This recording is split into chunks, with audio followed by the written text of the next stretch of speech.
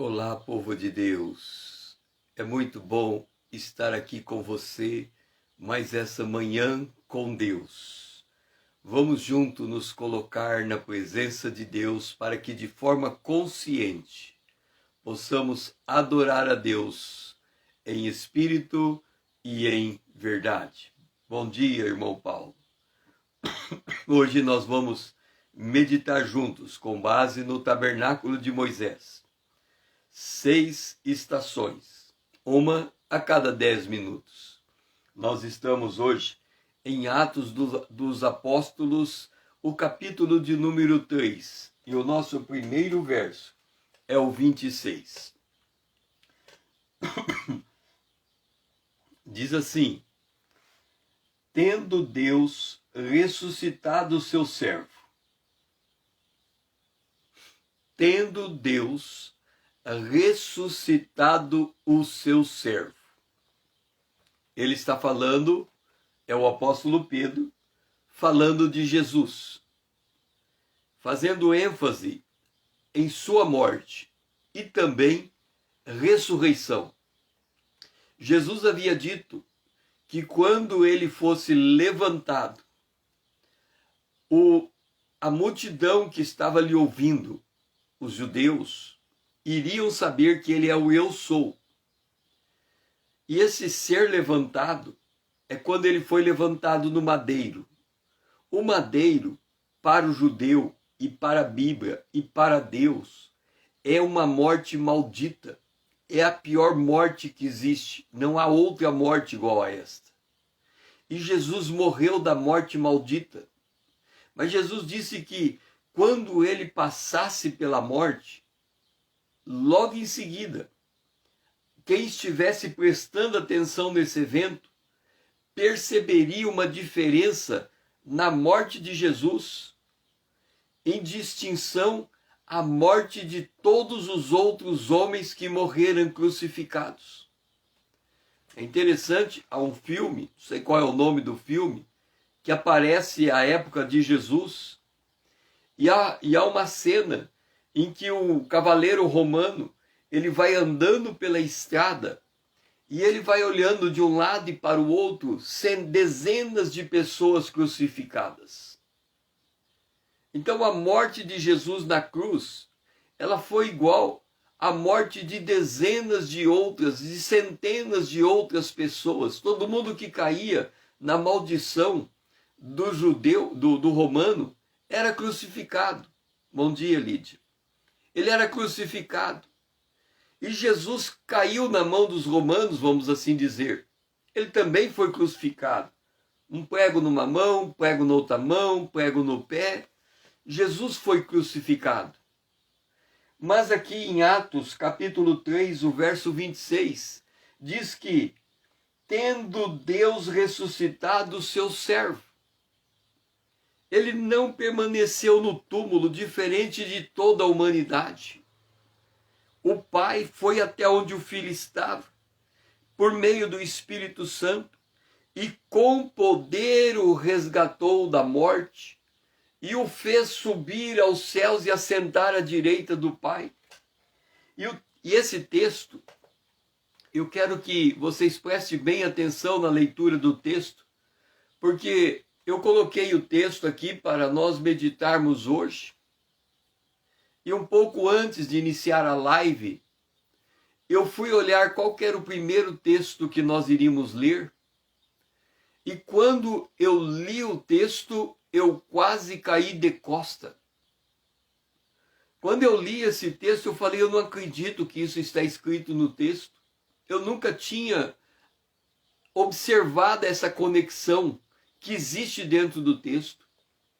Nós seres humanos, o que mais queremos da parte de Deus é sermos abençoados por Deus. Só que quando nós pensamos na bênção de Deus, nós pensamos na bênção de Deus como aquilo que Ele vai acrescentar para nós, aquilo que Ele vai dar para nós, como aquilo que Ele vai estender para nós. Nós pensamos na bênção de Deus como a comida que comemos, como o salário que recebemos. Nós pensamos na bênção de Deus como a saúde que temos. Nós pensamos na bênção de Deus como algo bom para ser alcançado, como algo que a gente quer avançar para frente. E, no entanto, tem algo da bênção de Deus que antecede isto. Aliás, estas coisas são acréscimos à bênção de Deus, porque a verdadeira bênção de Deus é um tanto quanto diferente dessa nossa expectativa. E esse texto diz: tendo Deus ressuscitado o seu servo, enviou-o primeiramente a vós outros. Ou seja, Deus enviou primeiro o seu servo, depois de ressuscitado, a vós outros, a igreja, para vos abençoar. Aqui está a bênção, para vos abençoar. Então, quando a palavra bênção é falada, o que a gente espera? Algo que vamos receber, para vos abençoar. Então, a gente espera algo por receber. Mas o texto diz: para vos abençoar no sentido, entenda, para nos abençoar no sentido de que cada um aparte de sua perversidade. Ser abençoado por Deus é não pecar. Ser abençoado por Deus é afastar do pecado. E aí a gente para um pouco e pensa, pera lá, a gente sempre pensa na bênção de Deus como algo que Ele vai nos dar. Mas se nós lermos em João, capítulo 3, quando Deus está falando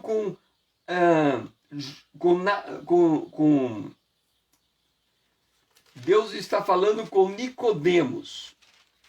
Ele diz assim: Deus enviou seu Filho para quem nele crê não seja julgado.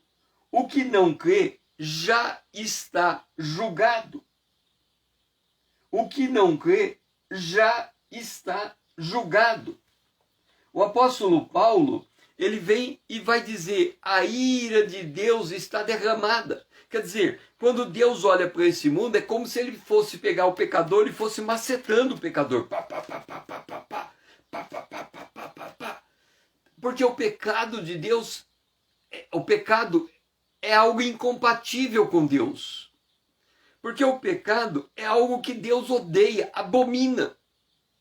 Então, a primeira bênção de Deus sobre a nossa vida é no sentido de nos apartar do pecado, de nos separar do pecado, de nos tirar o pecado. Por isso que Jesus é o Cordeiro de Deus que tira o pecado do mundo.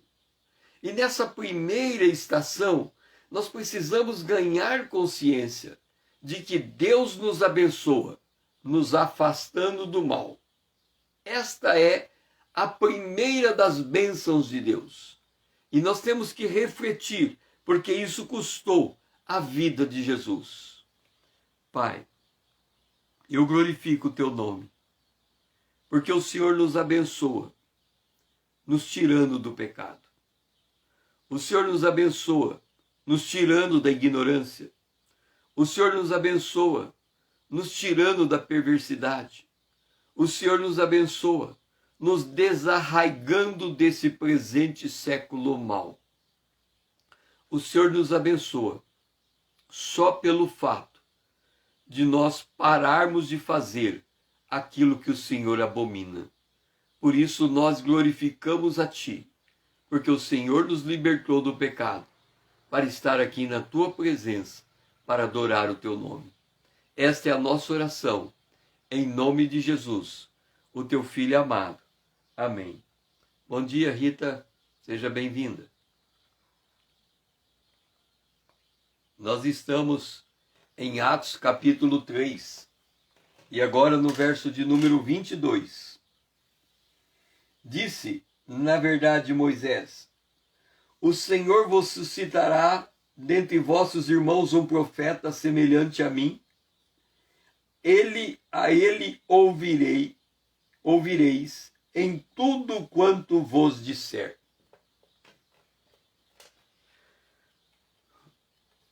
Nós temos falado sobre seguir o Cordeiro. E agora Moisés, o grande homem de Deus do Antigo Testamento, o maior legislador do Antigo Testamento, o homem que conheceu Deus cara a cara, o homem que falava com Deus, ficava 40 dias na presença de Deus. Quando ele ficou 40 dias na presença de Deus, o povo falava assim um com o outro: onde está Moisés? Quem sabe Moisés foi embora e não mais voltará. Moisés nos abandonou. E aí, de tanto Moisés demorar, eles fizeram para si um bezerro de ouro. E aí, quando Moisés é chamado por Deus à fala, Deus fica com tal ira que ele diz assim: Moisés, este povo é um povo perverso. Por isso que no verso 26 diz que ele nos abençoou no sentido de nos apartar da nossa perversidade. Quando o povo perdeu a conexão com Moisés, eles fizeram um bezerro de ouro. E eles começaram a adorar aquele bezerro. E eles viveram em devassidão. E Deus disse: eu vou destruir este povo, Moisés, e vou extrair de você uma nova linhagem.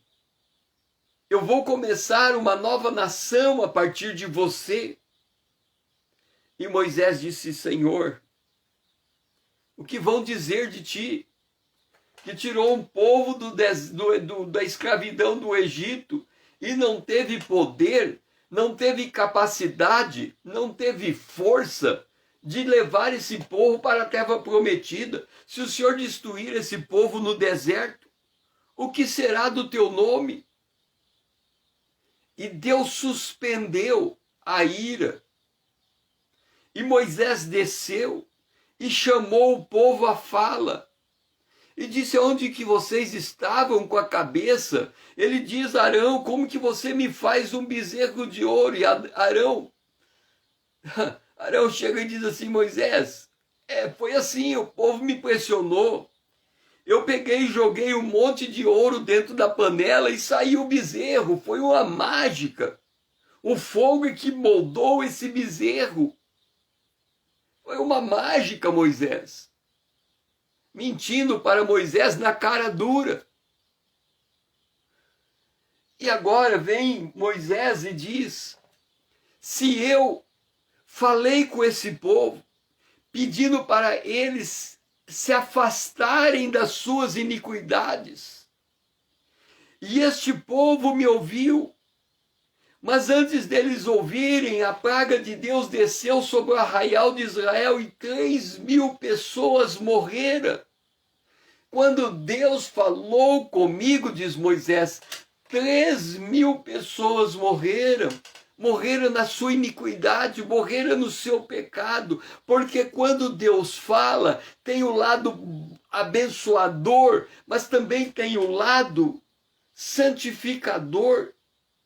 Ele aparta o homem da sua perversidade, mas quando o homem se identifica na sua perversidade, de forma que não é possível apartar este homem, ele morre nos seus pecados. E Moisés diz agora: Deus vai enviar um outro que vai falar igual a mim. E vem Jesus, e ele ressuscita, e ele sobe ao Pai, e ele envia o Espírito Santo. E quando o Espírito Santo desce sobre a igreja e sobre Pedro, e Pedro proclama a palavra, contrário do que aconteceu com Moisés, 3.000 pessoas se salvam.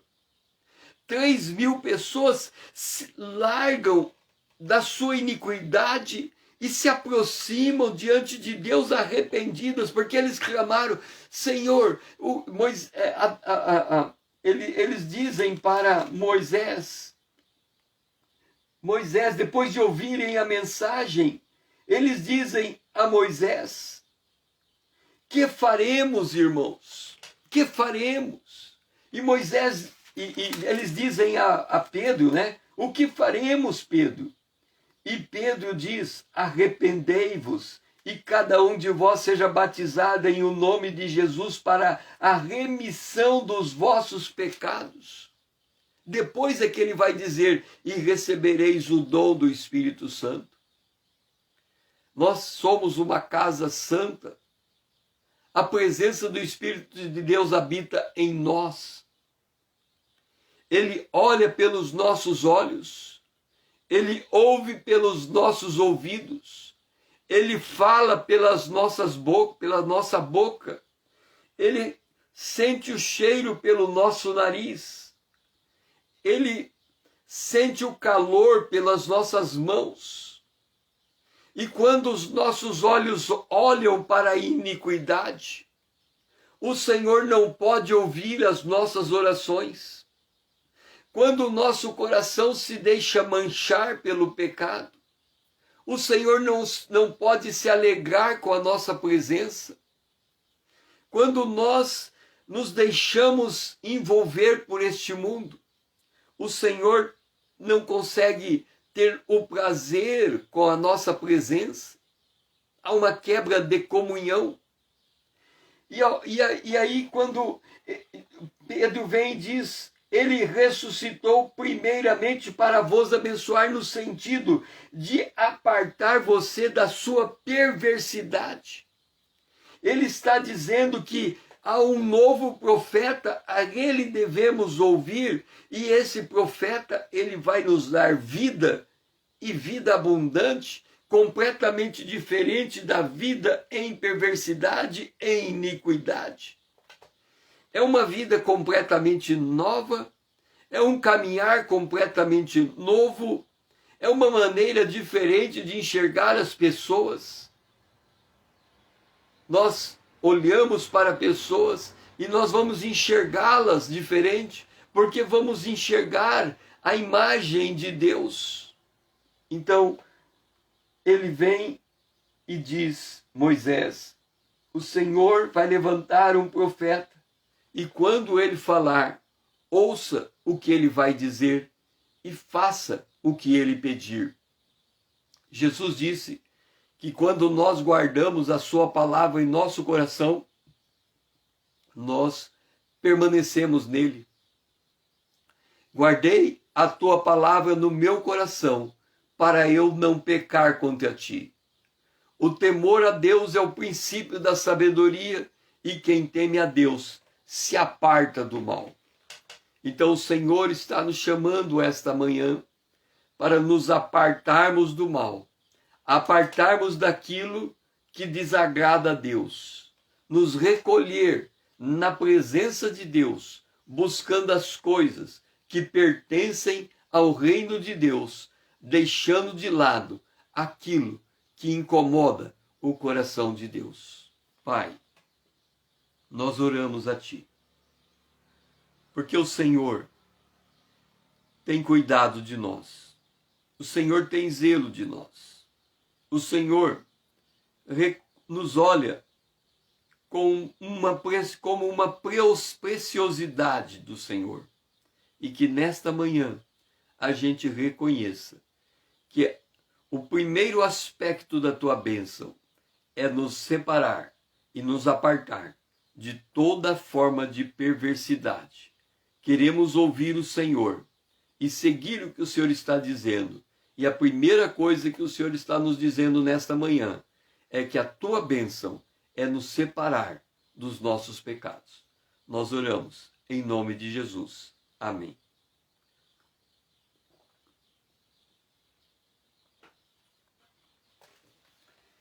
Agora é o nosso café da manhã. E ele está no verso de número 21. O qual é necessário que o céu receba até aos tempos da restauração de todas as coisas, de que Deus falou por boca dos seus santos profetas desde a antiguidade. Uma coisa que eu tenho falado com certa frequência é de nós olharmos a Trindade do ponto de vista da geografia. Nós temos que ter muita consciência da posição de cada pessoa da Trindade, porque isso favorece o modo como nos relacionamos com ela.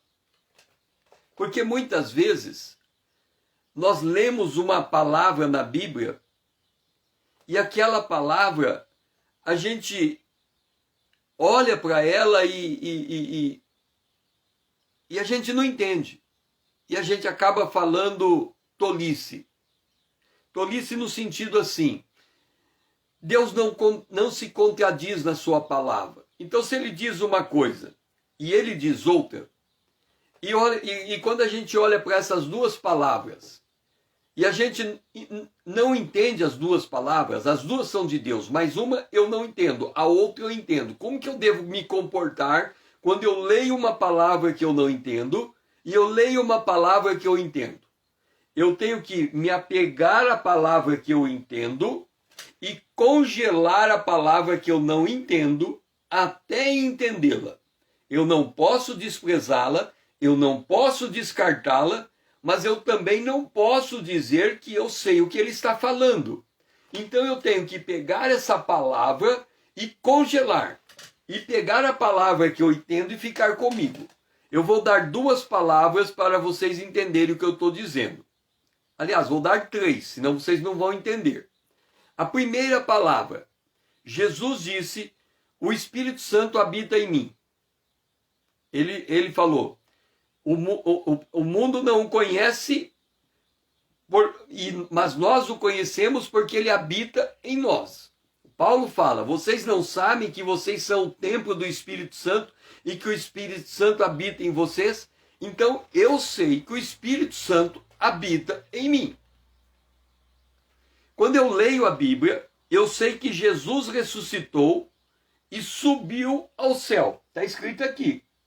É necessário que o céu receba e fique lá. Então eu sei que Jesus subiu para o céu. E o Espírito Santo, ele falou, eu vou subir e eu vou enviar o Espírito Santo. Então eu sei que o Espírito Santo está comigo e que Jesus está no céu. Eu sei também que Deus está no céu. Tanto é que Jesus diz, Pai nosso que estás no céu. Então o Pai está no céu. Jesus está no céu. O Espírito Santo está comigo. Aí eu leio a Bíblia e Jesus diz assim, eu estou com vocês todos os dias até a consumação dos séculos. Aí eu não entendo. Por que eu não entendo? Porque ele disse que vai subir para o céu. Ele disse que está no céu. E o Espírito Santo está comigo. E ele diz que ele está comigo. Então quem é que está comigo? Jesus ou o Espírito Santo? Aí você vai dizer, mas é a mesma coisa, é Deus, é Deus. Não, não é a mesma coisa. Quem está comigo é o Espírito Santo, Jesus está no céu. Se ele está dizendo que ele está comigo todos os dias, mas o Espírito Santo está comigo, eu ainda não consigo entender as duas verdades ao mesmo tempo. Então eu vou congelar essa verdade. Ele falou que ele está comigo todos os dias, mas eu não entendo isso. Quando Estevão morreu, antes de morrer apedrejado, ele falou, eu vejo o céu aberto e Jesus lá. Então ele está lá e o Espírito Santo está comigo. Então esta palavra, eu estou com você todos os dias até a consumação dos séculos, eu congelo. Eu não entendo, eu congelo. Eu sei que o Espírito Santo está comigo. Aí Paulo vem aqui e diz assim, Pedro, é necessário que o céu receba até o tempo da restauração. O tempo da restauração ainda não aconteceu. Então, enquanto não aconteceu, Jesus está no céu e Deus está, o Pai está no céu, o Espírito Santo está comigo. É assim que eu consigo entender. Agora, eu preciso entender que Jesus disse também que Ele está comigo. Então,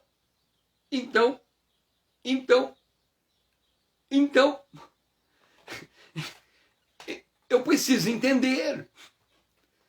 Eu preciso, isso é meditar na palavra de Deus. Eu preciso compatibilizar duas verdades que parecem que fazem oposição. Eu tinha um pastor que dizia: as verdades de Deus são como duas linhas retas que só se encontram no infinito. Quer dizer, se você pegar uma verdade e você olha para outra e fala: se isso é verdade, como é que aquilo pode ser verdade? Mas é. Então eu fico nessa verdade, eu fico naquela verdade. Por isso que nós temos tantas denominações. Porque as denominações é uma prova que o homem não consegue se apropriar de todas as verdades de Deus. Então ele pega um conjunto de verdades e diz: esta igreja está em cima destas verdades e aquelas a gente não sabe o que é. Aí a outra igreja diz: eu vou pegar estas verdades, mas aquelas verdades eu não sei o que é. E outra igreja diz: eu vou pegar estas verdades, mas aquelas verdades eu não sei o que é. Então, denominação é um aglomerado de igrejas que estão baseadas em algumas verdades, descartando outras. Mas o apóstolo Paulo, ele diz assim: eu ensino todo o conselho de Deus. Então, se Paulo fosse um pregador nos dias de hoje, ele conseguiria pregar em todas as igrejas, em diferentes denominações, sem tirar a identidade de cada uma das denominações, porque ele sabe qual é o conjunto de verdade que cada denominação acredita e qual é aquela que a outra acredita, mas aquela não. E ele não precisa causar confusão querendo que todas as denominações entendam todas as verdades, porque ele sabe que os homens são limitados. E nós temos que reconhecer essa limitação, porque senão nós não crescemos no conhecimento da palavra de Deus. Se eu acho que eu leio um texto, como eu estou terminando de explicar este, Jesus disse: eu estou com vocês todos os dias. Ok. Aí ele diz: eu vou embora e mando o Consolador. Então quem é que está comigo? Jesus ou o Consolador? Porque são três pessoas diferentes. O Pai está sentado no trono, o Filho está sentado ao lado do Pai, o Espírito Santo está comigo. Como Deus, eles agem em uma unidade. Mas eu tenho que entender o papel de cada um para que eu cresça na minha fé. Aí eu fico sabendo que o Espírito Santo está dentro de mim, habilitando o meu coração, para que Cristo habite pela fé no meu coração. Então, eu tenho o Espírito de Deus trabalhando no meu coração, para que o Filho de Deus possa habitar no meu coração. Então eu já começo a ter um entendimento um pouco melhor. Por que é que Jesus tem que habitar no meu coração se o Espírito de Deus já está habitando no meu coração? Então são mistérios que precisam ser iluminados, que precisam cair no nosso entendimento. Então é necessário que tudo seja restaurado. Então qual é a restauração de todas as coisas? É tirar o pecado do planeta Terra. Quando é que tudo vai ser restaurado? Quando não houver mais pecado no planeta Terra. E aí os textos vão fazendo sentido. A bênção de Deus vem no sentido de me separar do pecado. Jesus veio para comunicar esta verdade, que o homem deve se arrepender para entrar no reino dos céus. E agora vem o reino dos céus. É uma nova dimensão, aonde Jesus está. É necessário que o céu receba. O céu recebeu Jesus e ele está lá até que tudo seja consumado e Jesus venha. Primeiro para levar a igreja arrebatada, depois para salvar a nação de Israel e colocar ao fim ao mundo como nós o conhecemos, para começar o milênio de Deus. Esse é o plano de Deus. E nós temos que entender os propósitos de Deus. Senhor, nós glorificamos a Ti, porque tudo o Senhor faz no seu devido tempo. E nós precisamos crescer em maturidade para entender os Teus propósitos. Saber quem está conosco, aonde Jesus se encontra, para onde devemos nos voltar para falar com Deus. Nós temos que entender a geografia da Trindade, Senhor, para que a gente possa entender o nosso caminhar na tua presença. Nós oramos agradecidos em nome de Jesus. Amém.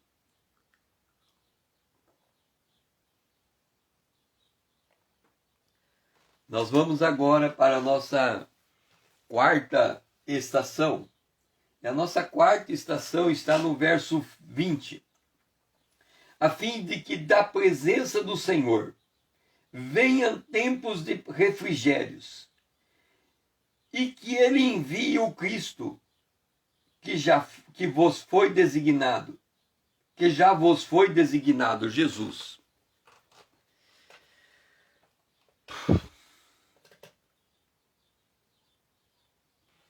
Vamos entender os mistérios de Deus. O apóstolo Paulo, isso é com certeza. Quando nós lemos as cartas de Paulo, o nome Jesus Cristo. Quem é Jesus Cristo? Alguém sabe dizer quem é Jesus Cristo? Quem é Jesus Cristo?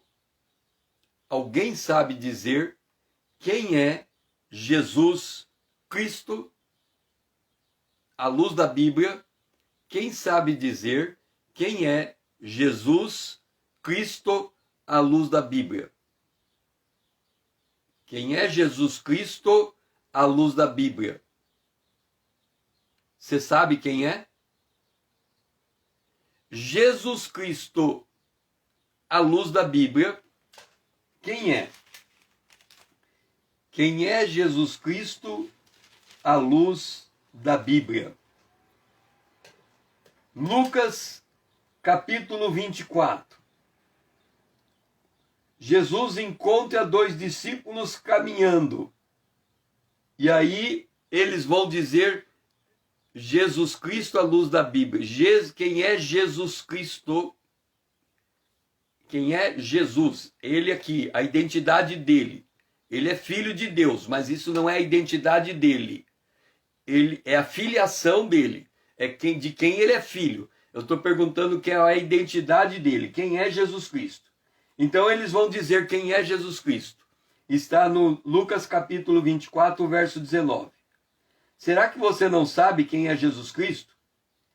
Ele é o Nazareno, o varão profeta poderoso em obras e palavras diante de Deus e de todo o povo. Jesus Cristo é o Filho do homem. Jesus Cristo é aquele que desceu do céu e viveu por 33 anos na terra. Esse é Jesus Cristo. É aquele que está contada a história dele nos evangelhos. Então, quando usamos a palavra Jesus Cristo, nós estamos falando do homem que veio e morreu, e ponto. Jesus Cristo é a história de um homem que nasceu de Maria e morreu na cruz e acabou a história dele. Ponto. Esse é Jesus Cristo. Tudo que ele fez, da hora que ele nasceu do ventre de Maria até a hora que ele morreu na cruz, este é o homem chamado Jesus Cristo. Agora eu pergunto diferente. Quem é Cristo Jesus?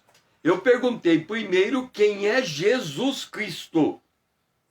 E eu disse que Jesus Cristo é o filho de Maria, o filho do homem. O homem que nasceu, caminhou e morreu e acabou. Esse é Jesus Cristo. Agora, quem é Cristo Jesus? Quando invertemos a ordem do nome e deixamos de falar Jesus que nasceu e Cristo que morreu, e nós invertemos, nós estamos falando do homem que ressuscitou. Então, todas as vezes que a palavra Cristo é falada primeiro do que Jesus, nós estamos dizendo do homem que ressuscitou no terceiro dia e subiu aos céus e está esperando o dia da restauração para descer e acabar com o mundo como nós o conhecemos e começar de novo. Por isso que a gente tem que entender a geografia de Deus. Porque se a gente não entende a geografia de Deus, tudo fica muito nebuloso, muito confuso, e a gente não consegue extrair a vida da palavra de Deus. Então Jesus Cristo, todas as vezes que você ler na Bíblia alguém dizendo, olha, Jesus Cristo, pode saber que ele está dizendo daquele que nasceu de Maria e morreu na cruz. Ele está falando desse espaço temporal de vida. Agora, quando você fala Cristo Jesus, então ele está falando da ressurreição dele e o que vem depois da ressurreição, dos benefícios da morte na cruz. Então aqui no texto que estamos lendo diz assim, a fim de que da presença do Senhor, o que nós estamos fazendo? Uma manhã com Deus, em que a presença de Deus está conosco. Aonde tem 2 ou 3 reunidos em meu nome, aí eu estou no meio de vós. Então, aqui temos um critério. O Espírito Santo habita comigo. O Espírito Santo habita com a Lídia. O Espírito Santo habita com a Rita. E o Espírito Santo habita com o irmão Paulo. Aonde que está o Espírito Santo? Dentro de mim, dentro da Rita, dentro da Lídia, dentro do Paulo. Ponto. Aonde está Jesus? No céu, à direita do Pai. Agora, o que a Bíblia diz? Quando 2 estão ou 3 se reunirem, eu estou no meio. Então, significa o seguinte, se eu estou aqui, e a Rita está lá, e a Lídia está do outro lado, e o irmão Paulo está do outro lado, Jesus está lá no céu. Ok? É a geografia. Agora, se a Rita, a Lídia, o Paulo e eu nos reunimos, 4 pessoas, como estamos agora, apesar da distância da internet, nós estamos conectados numa mesma dimensão. Então, nós 4 estamos conectados. O Espírito de Deus está aqui, o Espírito de Deus está aqui, o Espírito de Deus está aqui, o Espírito de Deus está ali. Veja o significado de 2 pessoas. Uma mesa precisa de uma coluna, 2 colunas, uma tábua em cima, eu tenho uma mesa. Uma casa, eu posso fazer, uma casa não, um tripé de filmadora para segurar o celular. É 3 pés, um pé aqui, um pé ali, um pé aqui, e aí uma coisa firme e um celular. Então eu preciso de 3 pés para pôr o celular de pé. Uma casa, eu preciso de 4 colunas, forma uma casa. Então nós temos 4 pessoas aqui, 4 colunas. Se temos 4 colunas e cada coluna é o Espírito de Deus em cada uma delas, eu tenho um templo. Se eu tenho um templo, Jesus pode estar no meio. Então a geografia mudou. O céu desceu na terra. Por quê? Eu tenho 4 pessoas e no meio dessas 4 pessoas a presença do próprio Senhor Jesus Cristo. É como se eu estivesse trazendo o céu descendo o céu na terra e o trono de Deus ficasse no meio de nós, os 4 que estamos aqui em volta. Por isso que fala, a fim de que da presença de Deus, quando nós estamos na presença de Deus, venham tempos de refrigério. Significa que a bênção de Deus se expande a partir da presença de Deus. Por quê? Vem o tempo de refrigério, que envia ele o Cristo, que já foi designado Jesus. Jesus, ele está falando, ele já veio, morreu, ressuscitou. A obra de Jesus já acabou. Nós estamos agora no benefício desta obra. E quando nós entendemos isso e nos reunimos 4 pessoas, 3 pessoas, 2 pessoas, nós formamos um templo adequado para que o céu toque na terra e o Cristo que está sentado à direita do Pai, ele fica cara a cara conosco pela presença, pela manifestação do Espírito de Deus, que através das nossas vidas formam esse templo espiritual. E quando nós estamos unidos em um mesmo Espírito, o Espírito de Deus, expande a partir de nós a sua bênção. E aí a bênção não é mais só sobre o fato de estarmos apartados do pecado, mas também o fato de que, a partir da presença de Deus, que nos tirou do pecado, Ele expanda as demais bênçãos sobre a nossa vida. Por isto, a importância de amanhecer na presença de Deus, estando mais de uma pessoa reunida no mesmo lugar. Pai, nós glorificamos a Ti, Senhor, porque estamos entendendo a Tua geografia. Para Cristo descer significa para o trono descer, Senhor, e ficar no nosso meio. Nós temos que ter mais de um irmão reunido na Tua presença, para que possa levantar um templo e o céu descer na terra e tocar, e a partir da Tua presença sermos abençoados no nosso entorno. Por isso nós glorificamos a Ti, por amanhecer nesse dia, na Tua presença, porque sabemos que desse ponto onde nós estamos, a bênção do Senhor será irradiada em nossa volta. Nós oramos em nome de Jesus. Amém. Eu vi nesse momento de oração como se estivesse descendo chuvas sobre nós, a água sobre nós. Nós estamos sendo abençoados pela presença de Deus em nosso meio. A chuva está descendo sobre nós. E à medida que ela vai descendo sobre nós, ela vai respingando nas pessoas que estão em volta de nós. Nós vamos agora para a pia de cobre. E a pia de cobre está no verso de número 19. Diz assim: arrependei-vos, pois, e convertei-vos, para serem cancelados os vossos pecados. Deixe-me dizer uma coisa. A gente tem que entender a Bíblia, porque senão a teologia, as pessoas falam assim, a teologia, a letra mata, o espírito vivifica, então nós temos que matar a teologia também. Mas acontece que se a gente matar a teologia, a gente fica sem entender a palavra de Deus, e aí a gente fica igualzinho barata tonta, andando de um lado para o outro. O apóstolo João faz isso com muita propriedade. Quando o apóstolo João fala pecado, nós não temos pecado, ou nós temos pecado, ele não está dizendo que nós somos, que nós praticamos pecados. Ele está dizendo que a nossa natureza caída carrega consigo a semente do pecado e gera os seus frutos, que são os pecados.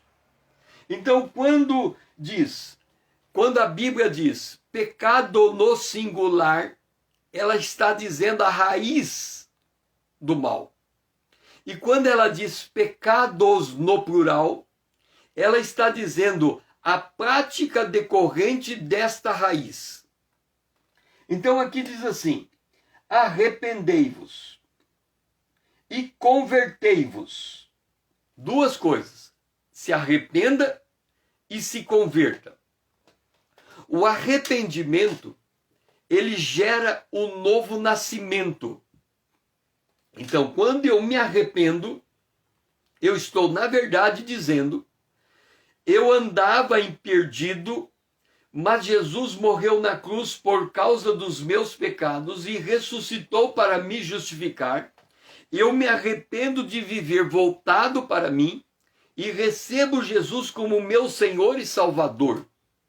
Ok, eu me arrependi e nasci de novo. Agora, quando diz convertei-vos para ser cancelado os vossos pecados, significa que eu preciso trazer à consciência os meus pecados e levar eles em confissão diante de Deus. Nós vemos isso acontecendo na cidade no livro de Atos, eu não sei se eu vou encontrar esse verso agora, quando o apóstolo Paulo, ele chega em um determinado local e eles lançam as suas obras de esculturas e queimam os seus livros. E queimam os seus livros, quem souber cita o texto onde está, e eles publicamente confessam os seus pecados. Entenda uma coisa, deixa eu explicar para você. Olha só, alguém já ouviu falar de descobrir o sexo do bebê com um pêndulo? Quando a pessoa está grávida, dizem que se pegar um pêndulo e fizer um determinado movimento e o pêndulo virar para um lado é homem, virar para o outro é mulher. Então você tem um pêndulo e você consulta o sexo do bebê com o pêndulo. Isso é uma obra de adivinhação. Isso é um pecado. Ok. Vamos supor que você chega e fala assim, César, verdade que consultar sexo do bebê com pêndulo é pecado? Sim, é pecado. É obra de adivinhação. Ah, eu não sabia. Graças a Deus eu nunca mais faço isso. E acabou a conversa. O que aconteceu nesse diálogo? Eu disse para você que consultar o sexo de bebê com um pêndulo é pecado. Ok. Você ouviu o que eu disse e chegou à mesma conclusão que eu cheguei. É uma obra de adivinhação. É um pecado. Qual é a lógica? Se isso é pecado, eu não vou praticar mais. Então você nunca mais praticou e nunca mais vai praticar. Ok, mas eu falei com você e você falou comigo, mas você não falou com Deus. Então, diante de Deus, este pecado ainda não foi confessado. Ele permanece como uma brecha para o maligno. E aí, quando Pedro nega Jesus, quando Pedro diz que não vai negar Jesus, Jesus disse, você vai me negar, mas quando você se converter, confirma teus irmãos. Pedro negou, mas ele só se converteu quando Jesus confrontou ele e perguntou, você me ama? E ele disse, amo, então apacenta minhas ovelhas. Significa que todo pecado que um dia nós praticamos, mas ele não foi confessado conscientemente a Deus, ele permanece como um ponto de escuridão dentro da nossa alma, e Satanás usa esse pecado para nos acusar diante de Deus, porque nós não temos a consciência que aquilo é pecado. É por isso que diz, convertei-vos para serem cancelados os vossos pecados. Como que o meu pecado é cancelado? Quando eu confesso. 1 João 1. Se confessarmos os nossos pecados, ele é fiel e justo para perdoar os nossos pecados e nos purificar de toda iniquidade. O oposto. Se não confessarmos os nossos pecados, ele não tem como perdoar, porque ainda não fizemos a nossa parte. Então, todas as vezes que a gente adquire consciência que algo que fizemos está errado, nós temos que transformar em uma confissão para ser cancelado esse pecado pelo perdão recebido diante da nossa confissão diante do Pai. Se confessarmos os nossos pecados, ele é fiel e justo para perdoar os nossos pecados e nos purificar de toda iniquidade. Então é isso que diz. Eu tenho que me arrepender para nascer de novo. E eu tenho que me converter, ganhando consciência o que agrada a Deus, o que não agrada, o que não agrada eu vou descartar e o que o agrada eu vou assumir. Então nós temos que ter uma vida consciente diante de Deus. Não é diante dos homens. Não é conversando com os homens que as coisas se resolvem. É conversando com Deus que tudo fica liquidado. Pai, Dá-nos o discernimento, Senhor, das coisas que ainda são pontos negros na nossa alma, que não te agrada, porque o Senhor veio para nos desarraigar do presente século mau, para tirar esses pontos pretos da nossa alma, para que nós sejamos restaurados e possamos viver em graça, em harmonia um com os outros, Senhor. Não deixa que o nosso coração se endureça pelo engano do pecado, mas que a gente seja sensível à voz do Teu Espírito, e quando o pecado é identificado, que levemos a Ti em confissão, para que recebamos de Ti o perdão, e isto seja cancelado, como já de fato está cancelado pela obra de Cristo na cruz. Nós oramos em nome de Jesus. Amém.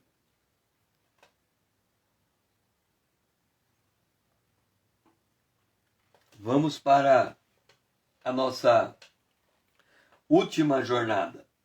A frase do dia hoje é: meu Jesus ressuscitou. E o nosso último texto está em Atos capítulo 4, o verso 2.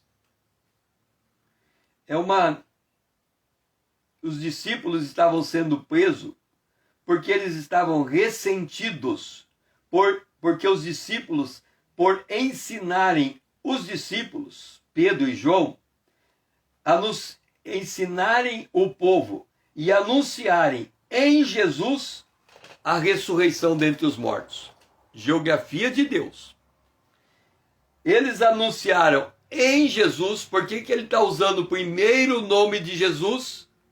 Porque ele está fazendo referência ao homem que nasceu do ventre de Maria e morreu na cruz do Calvário. Esse é Jesus Cristo.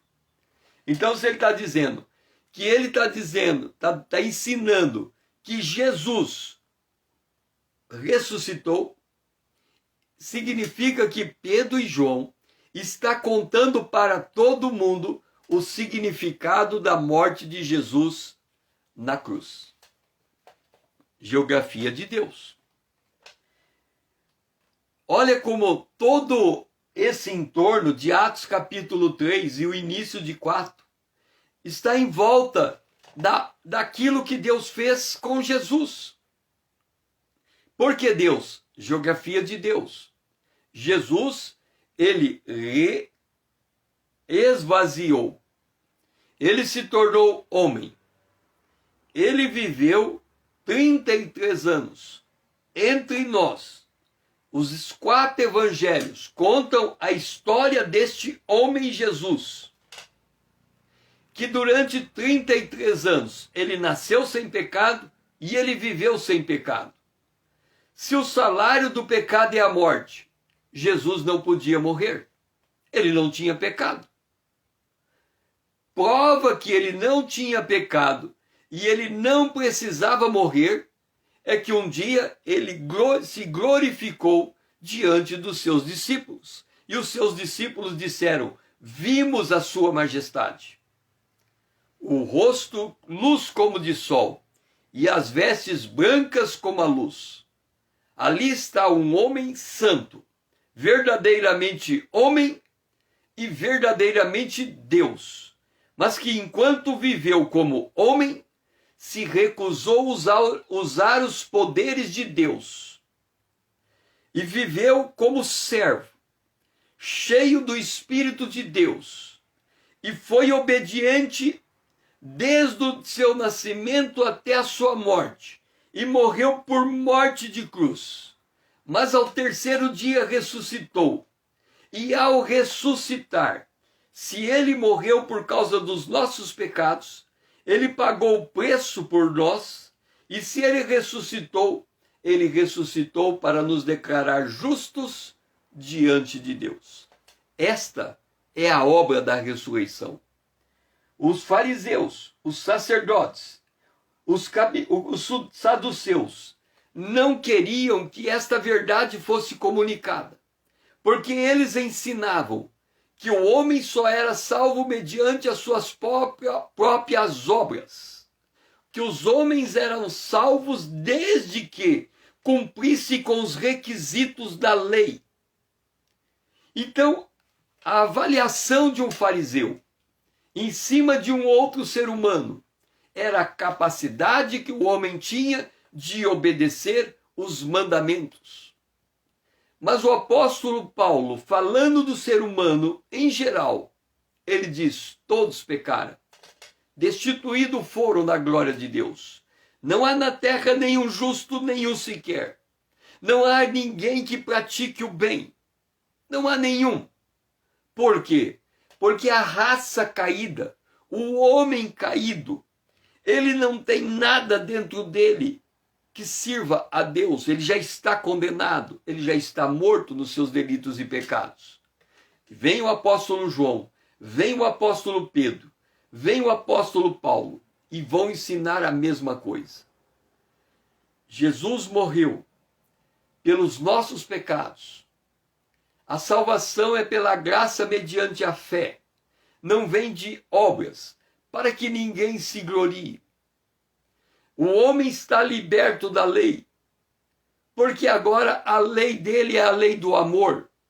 Ele vive para o seu Senhor. Feito isso, entendido isso, esta é a mensagem.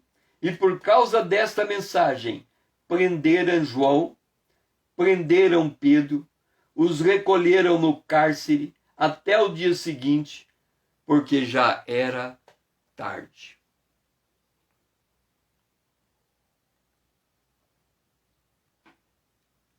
Quantos de nós já fomos presos porque declaramos que Jesus ressuscitou? O autor aos Hebreus diz que muitos de nós não tivemos que resistir até o sangue. Muitos de nós não tivemos que dar a vida por causa da verdade. Hoje, a gente vê os sinais de que Jesus está voltando, mas a maior parte dos pregadores que falam desses sinais, eles estão mais preocupados com o que o anticristo está fazendo ou deixando de fazer, do que preocupado com a verdade. Porque a verdade é esta: se o anticristo vier e nos prender, não vai fazer diferença alguma, porque nós não vamos abrir mão da verdade. Se o anticristo não vier, nós apenas temos um pouco mais de paz, mas temos que estar comprometido com a mesma verdade. Então o nosso foco não é o que está acontecendo à nossa volta. O nosso foco é saber se estamos apegados a esta verdade. E qual é a verdade? O homem Jesus morreu e ao terceiro dia ressuscitou e foi para o Pai. E nós estamos na presença de Deus. E por estarmos na presença de Deus, nós recebemos o refrigério vindo da parte de Deus, porque nós decidimos nos apartar do pecado para abraçar esta verdade e a partir dessa verdade remodelar a nossa vida.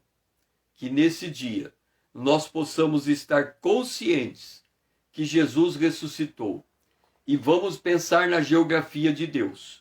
Quando 2 ou 3 estiverem reunidos, o céu desce à terra e Jesus se faz presente. Enquanto nós não estamos reunidos, o Jesus está no céu, à direita do Pai, e o Espírito Santo habita em nós. Ele espera que a gente se reúna para que o céu desça à terra e a partir dali o refrigério se expanda através da nossa vida, porque nós estamos unidos na presença de Deus como um corpo, o corpo de Cristo. Pai, que nesse dia nós possamos, Senhor, entender o teu amor, a tua bondade, a tua graça. Possamos entender a razão pela qual Jesus ressuscitou, para tirar de nós os nossos pecados e para nos colocar na tua presença. Que possamos entender que a partir do momento em que Jesus nos ressuscitou, nós nos tornamos habitação do Espírito Santo. E que quando nós nos reunimos como um corpo, o céu desce à terra e Jesus se faz presente em nosso meio. Senhor, que nós possamos fazer tudo para que esses momentos aumentem e não diminua. Por isso que a igreja primitiva vivia todos os dias reunidos nas suas casas, na presença de Deus, porque elas sabiam que elas dependiam uma das outras para fazer o céu descer à terra e o Senhor se apresentar no meio do teu povo e a partir dali expandir as tuas bênçãos. Que nós entendamos esta verdade. Nós oramos em nome de Jesus, o teu Filho amado. Amém.